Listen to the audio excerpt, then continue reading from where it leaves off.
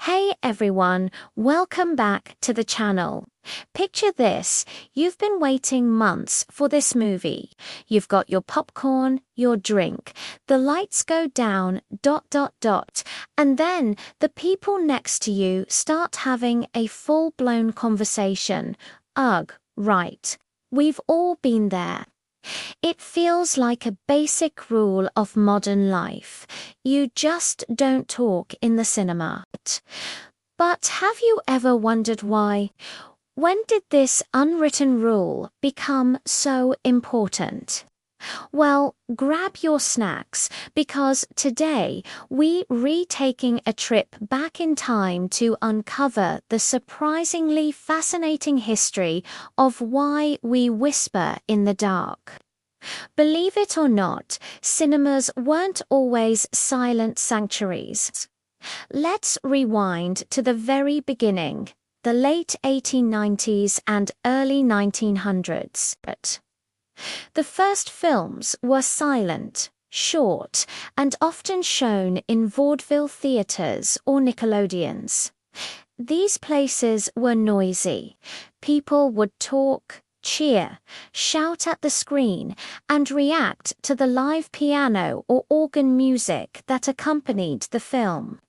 The cinema was a lively, social, and often rowdy experience. It was more like a live sporting event than the quiet, immersive experience we know today. Talking wasn't just tolerated, it was part of the fun.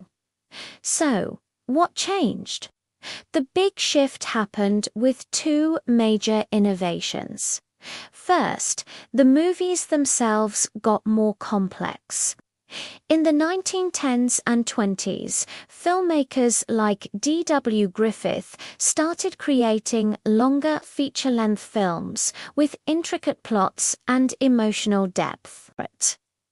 To follow the story, you had to read the intertitles, those cards with dialogue and narration that popped up on screen. If people around you were chatting, you'd miss a crucial piece of the plot. Suddenly, silence wasn't just a preference. It was a necessity to understand what was going on. People started shushing each other to catch the next line of text. Then came the real game changer, talkies. In 1927, the jazz singer arrived, and sound became a permanent part of the movies. For the first time, audiences could hear the actors speak, sing, and interact. This was revolutionary. The magic of the experience was hearing the dialogue directly from the screen. Any conversation in the audience would directly compete with the sound from the film, ruining the illusion for everyone. The live musicians were replaced by a carefully crafted soundtrack, and the cinema experience transformed from a public spectacle into a more private, immersive journey.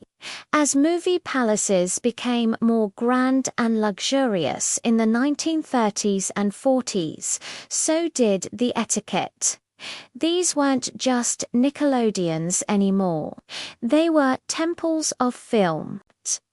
Theaters began running trailers and on-screen messages before the show, explicitly reminding patrons to be quiet and considerate of others. Ushers, dressed in sharp uniforms, would patrol the aisles, ready to shine a flashlight on anyone disrupting the peace. Being quiet in the cinema became a sign of good manners and social sophistication. It was a way of showing respect for the film, for the filmmakers, and most importantly, for the fellow audience members who paid their money to escape into another world. And that brings us to today. We no longer have ushers with flashlights, but that shared understanding remains. In a world full of distractions, the cinema is one of the last places where we can collectively agree to put our phones away, quiet down, and share a communal experience. So, the next time you're settling into your seat, remember that this simple act of being quiet is part of a century-long tradition. It's a small courtesy that makes the magic of the movies possible for everyone.